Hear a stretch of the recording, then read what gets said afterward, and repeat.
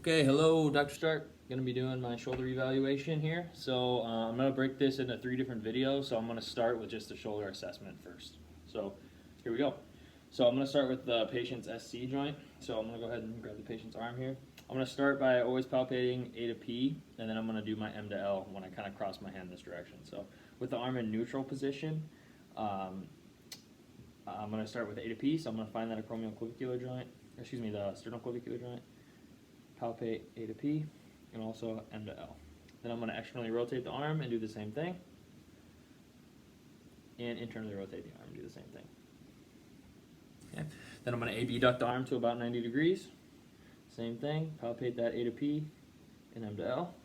Externally rotate the arm, A to P, M to L, and internally rotate the arm, A to P, M to L. Then I'm going to flex the arm, A to P, M to L, externally rotate, A to P, M to L, and internally rotate, A to P, M to L.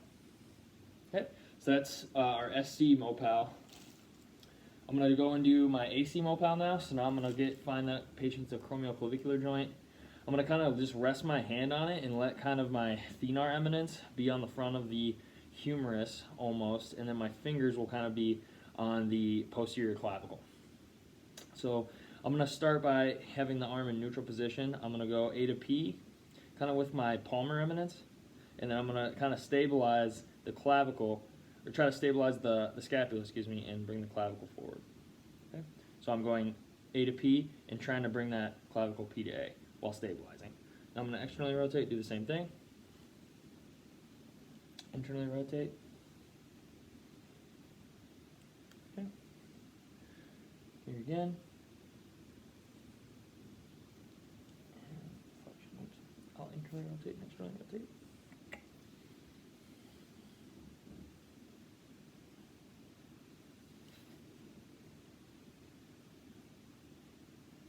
Internally rotating. And then neutral. Okay. So that would consist of my AC joint palpation, motion palpation. Now I'm going to go and do the GH joint. So I'm going to kind of kneel here. So I'm going to have my hand, is it okay if I put my hand kind of in your axilla there? Okay, I'm just going to kind of have my hand in the armpit. I'm going to get a really close, good grip on the humeral head. And I'm going to start in neutral position here. A to P, P to A, and then M to L. And I'm going to externally rotate the patient's arm. A to P, P to A, M to L. Internally rotate the patient's arm. A to P, P to A, and M to L. Okay, then I'll do the same thing in slight abduction here in about 90 degrees. I'm just going to use my leg to kind of just rest the patient's arm, make it a little bit easier for me. Then I'm going to get another really good grip on the humeral head here. I'm going to kind of slightly distract the patient's arm for this S to I. Yep. Now A to P, and then I'm going to go P to A. Okay. Then I'm going to externally rotate the patient. Slight distraction. S to I, A to P, P to A. Internal rotation, slight distraction, S to I, A to P, P to A. Okay. Then I'll do the same thing. Kind of tough with the angle here. I'm going to try not to cut you off. So I'll go a little bit of distraction again. S to I, A to P, P to A. Externally rotate. S to I, A to P, and P to A.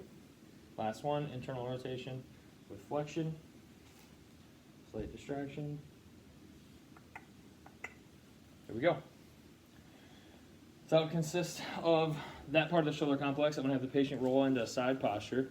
I'm going to come around. Now we're going to do some scapulothoracic motion palpation. So here I'm going to have the patient stay in the side kind of position. I'm going to be about at the patient's abdomen. I'm going to kind of bring my arm through here, go underneath the patient's arm.